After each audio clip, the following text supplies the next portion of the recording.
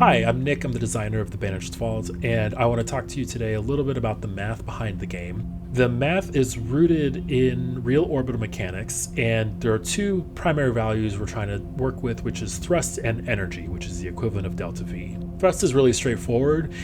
Each planet or astronomical body has a thrust value, which is sometimes 0, but usually, for planets 1, 2, or higher, and some moons have no value at all. And this is essentially just the kind of strength output that a engine and ship need to make to land safely on the planet, because you can always land on a planet but just crash and impact.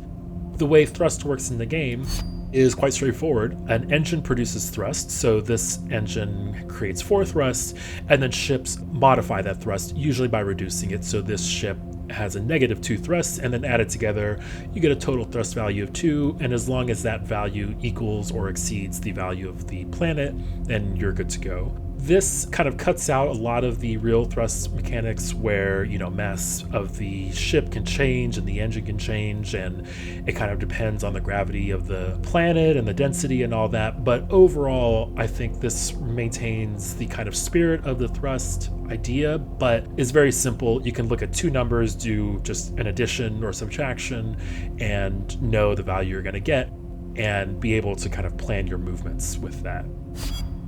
The way energy works is delta V. So it is using the Tsiolkovsky rocket equation in the calculation of the efficiency of the engine, which is the equivalent to specific impulse, the mass of the ship, and then you're spending fuel, and then the output is an energy value.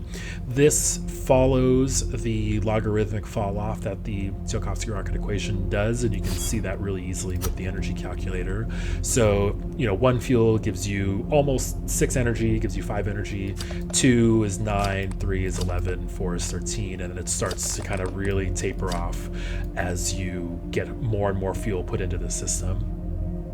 The way this differs from real life is that ships' mass don't actually change at all in the game, regardless of if the ship is full or is empty or it has a lot of exiles on it or no one. The mass is always the same. The reason for this change is it was originally working the correct way with every bit of inventory you put in your cargo would change the mass of the ship.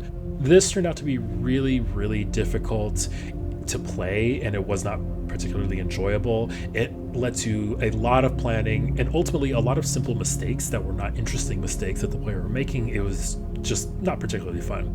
So that was changed, and it kind of made the whole energy system much simpler, but still gives it that feel of, you can look at the map and go, oh, to get into orbit of this gas giant costs 15 energy. That feels substantial. It feels like a lot of energy you have to spend, and so you can feel the amount of fuel that you're consuming, but it's otherwise like a relatively easy kind of calculation to make, because you make the calculation once for the ship and that's it. You don't have to recalculate every time you make a new kind of decision to the cargo that you're bringing on with it. And then the counterbalance from a design point of view is when you want to move ships, you need to spend an action from an exile, and that kind of limits you on making a lot of small moves that have high efficiency, because you'll then need to spend actions off exiles, and that sometimes can be done and sometimes cannot be done. And that's it. So that's kind of the math behind the game, how it kind of came out of orbital mechanics math and then was simplified and abstracted for the final product.